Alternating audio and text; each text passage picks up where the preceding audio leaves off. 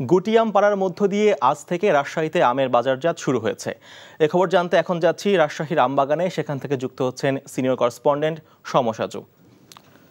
সাজু, আজ থেকে তো আম পাড়া শুরু হয়েছে, তো আমের বাজার কেমন দেখছেন?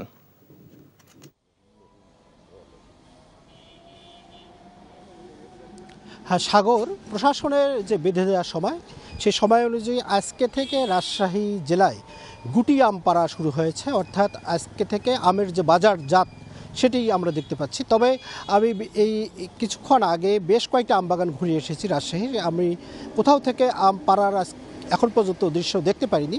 তবে এই উপজেলা পর্যায়ে কিছু কিছু বাগানে আমরা খবর পেয়েছি গুটি আম নামানো হচ্ছে এবং সেই আমগুলো স্থানীয় বাজারে 60 থেকে 70 টাকা কেজি দরে বিক্রি হচ্ছে বলে আমরা এই খবরটা পেয়েছি।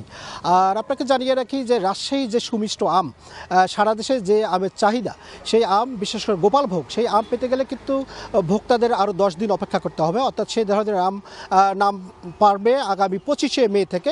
আর ল্যাগড়া আম যেটা, সেই আম নামা হবে আগামী 30 মে থেকে।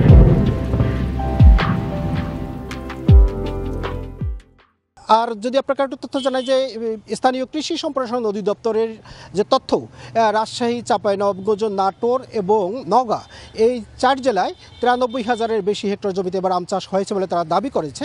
এবং কৃষি সম্প্রসারণ বিভাগের তথ্য মতো যে এবারে পর্যাপ্ত পরিমাণ আম রয়েছে। তবে স্থানীয় কৃষক এবং আম ব্যবসায়ী তাদের বক্তব্য যে এবারে মৌসুমের শুরুতেই আমের ফলন কম হয়েছে। গুটি আম আসার পর যেহেতু টানা তাপদাহ ছিল, সেই টানা তাপদাহের কারণে অনেক গুটি আম ঝরে পড়েছে। এ কারণেই ফলনের একটা বিপর্যয়ের আশঙ্কা তারা করছে।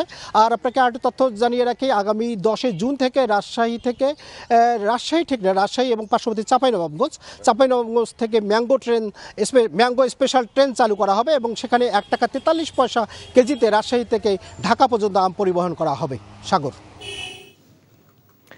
জানছিলাম আম পাড়ার খবর।